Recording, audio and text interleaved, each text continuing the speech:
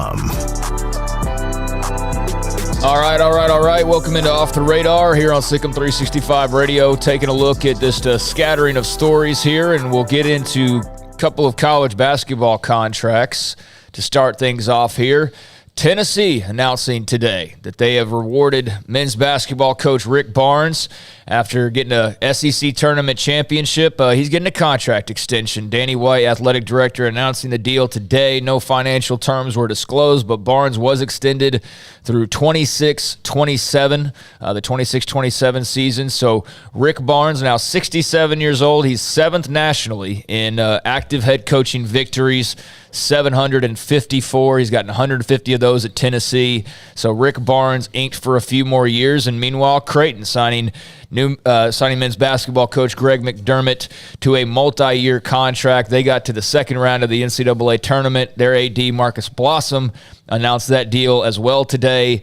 Terms like with Tennessee and Rick Barnes also not disclosed, but he's 276 and 137, 7 NCAA tournament appearances in 12 seasons, and second highest win total in program history. So Rick Barnes at Tennessee and Greg McDermott at Creighton both getting multi-year extensions today. Yeah, not surprised. Greg McDermott, I've always been kind of surprised that he maybe hasn't taken a bigger job, but again, that is his program, Creighton. So there's a lot to be said for that. And Rick Barnes, Texas fans probably lamented a little bit, but that turned out to be a good deal for both sides in that they were kind of done with each other. And good for Rick Barnes, continuing to win at Tennessee, although he shocked in the first weekend of the tournament.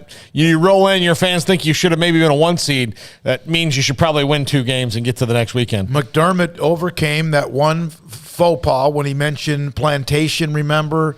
And there was a lot of heat on him. Creighton is a basketball school. That's what they are in a football state like Nebraska, even though they haven't been good across the way. That's a good job. That's kind of like Xavier. And I'm not a basketball knowledgeable guy about too much, but those are schools that are basketball schools. There's nothing wrong with being there, and you can make some pretty good money. Yeah, this open NCAA tournament to the fans, unlike last year when they were in the bubble, and that's probably helped a bit, I would think, in terms of ratings. Maybe ratings would have gone up otherwise, but bottom line is ratings are up 12% in the men's tournament over a year ago. Best start in 5 years, averaging a little over 9 million viewers through the second round on 4 different channels with TBS, CBS, TNT, and True TV. And what's also notable is the women's tournament, up 15% overall through the first 2 rounds in the ratings. Second round had a little less than 500,000 viewers, which is, you hear that and you're like, well, that's not that great. It's a 25% jump from a year ago. So not the biggest number, but that is a big number for women's basketball. And the UCF UConn game that was on Monday night averaged 1.13 million, the most viewed early round women's game since 2009. And the Creighton-Iowa game on Sunday got close to the million mark as well. So across the board, both men's and women's. And we've heard a lot more about the women's tournament just because of some of the parity. But they're closing in on nearly 30 million hours of basketball watched between the two tourneys, and like I said, they're back. Things, the doors are open to the arenas and fans can pile in. So I think that's great for both. That the ratings are coming back a bit. Good, people watch. I mean, it's good for the sport. They desperately need it. Yeah, they do. Also, New York City. Baseball season's right around the corner. We're kind of wondering, with the whole Kyrie Irving thing of not being able to play home games in New York, how that was going to work with the Yankees and the Mets and just in general, like how's NYC going to, handle this COVID rule where, guys like Kyrie Irving can be fans in attendance but not play on the court 100 yards away. I mean, it just doesn't make any sense. Well, today, New York City Mayor Eric Adams announced the mandate for unvaccinated athletes and performers has been lifted. This is about putting New York athletes on a level playing field, he said at a press conference at Citi Field. We're treating our performers differently because we were treating our performers differently because they live and play in New York City.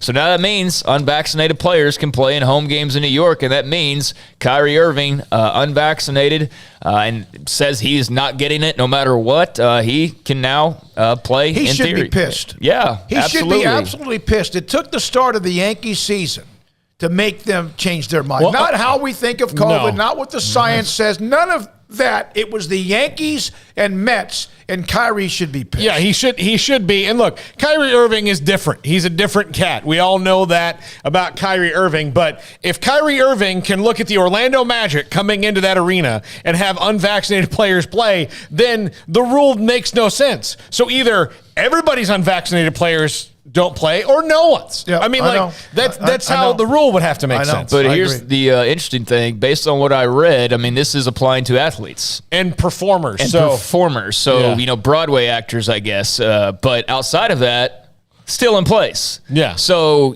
this is an athlete rule, basically. And, they were asked about that at this press conference. And the mayor said a small number of people have an outsized impact on our economy. And then, the Yankees were, everybody's part of this press conference, but the Yankees president said one of the driving factors for the teams to lobby City Hall was the economic impact on the neighborhoods around Yankee Stadium and Citi Field. So basically, this was all about money. The whole thing's just all about money, like everything else in this country. Rules are rules until they affect the money, and then those rules magically change. Yeah. Now, to Eric Adams' credit, he has to walk back a lot of things that Bill de Blasio, a very, very, very unpopular mayor in New York City, did. He became unpopular in the first month when he got caught on camera eating pizza with a knife and fork, and then no one in. What? Yes. Seriously, he was. There was a video of him eating pizza with a knife and fork, and New Yorkers are like, no. How do we vote for this guy? Yeah. And so from that point on, de Blasio was very unpopular, and then his decisions after that were much like eating pizza with a knife and fork. They didn't make a lot of sense, so that's why he's not mayor anymore. Elsewhere, so yeah, that's all. You'll see Aaron Judge or whoever else was. I mean, I don't even know his vax status, nor do I care. But anybody that was not vaxxed, they're going to be able to play now in New York because New York doesn't want to hurt their pockets. Basically, has nothing to do with anything else. Speaking of New York. The NIT, you brought up the semifinals and all the everything coming up as far as the NIT tournament. But what is very interesting in terms of NIT news, and this has not become official just yet, but the AP reported this on Wednesday via an anonymous source that the NIT will not be hosted as far as the semifinals and the championship game at MSG over the next 2 years, where it's Mecca. That's where the NIT is held. That goes all the way back to 1938. The NIT playing there at MSG, but anonymous sources said that 2023 and 24 are available for bids with potential locations ranging from resort areas such as Las Vegas to arenas like Hinkle Fieldhouse in Indianapolis. Nothing beyond 2024 has been determined. So, yeah, it looks like MSG will not be hosting the semis and the finals of the NIT for the next couple of years. New York used to host everything. They had the NFL draft at Radio City Music Hall. And they've lost that too. And they're spreading things like this around the country, They're starting to let, other cities have a chance. But Madison Square Garden, man, that is the Mecca. Yeah, that'd be a bummer as a player. Like if you just happen to get in there the year where they move it to, Hinkle Fieldhouse is cool for its own historic reasons. But, when you hear guys talk about where they grow up, they want to play at Madison Square Garden. Yeah. But it's now maybe taking the NFL draft tact and moving around and get some bids and see what happens. Yep. Day after the big news, Tyreek Hill leaving Kansas City for the Miami Dolphins. The Chiefs did make a move today, signing Marquez Valdez-Scantling on Thursday, 3-year, $30 million deal. So that is one of their moves to try and replace Tyreek Hill, and I guess I'll run through these real quick. Texas Tech senior offensive analyst Kirk Bryant made the list of cast members for the new season of The Bachelorette. He was at Baylor Good-looking previously. dude, man. And it begins filming this week. It says he made the list of potential cast members, and then it starts filming this week. So I assume he's on the cast because I don't know how their culling process works. Doesn't he have spring drills? Yeah. He's an offensive analyst. I don't know that I guess he's valuable, obviously, but yeah, I don't know how that works. It doesn't really clarify on whether he's on the cast or not. It just says he made it to the list of potential members, and they start filming next week. So yeah, Kirk Bryant, Texas Tech senior offensive analyst, who was at Baylor. And don't ask me how I know this, but there's 2 Bachelorettes this year. Oh, is there? Oh, well then. How do you know this, Paul? They're doing it. I told you not to ask me how I know that. But I want to know. Yeah, well, I walked into the house the other day, and Amanda watches it. So. And final note, another Texas Tech, Matt Wells joining Brent Venables' staff at Oklahoma. He is going to be joining the Sooners. Been with Texas Tech, obviously. So he joins, names like Jeff Lebby and all the others that Venables has brought on board as he's had this big makeover. And, obviously a guy with a lot of experience, a lot of time in the college game. So he's going to be helping out with the Oklahoma Sooners coaching staff. I did not see an exact title for him other than just support staff, but there's a hire by Brent Venables.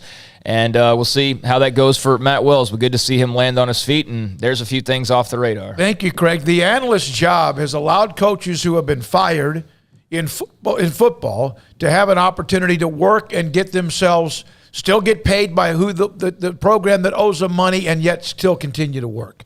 We've seen Alabama do it probably as well as anybody, and I know Texas has done it quite a bit as well. We're now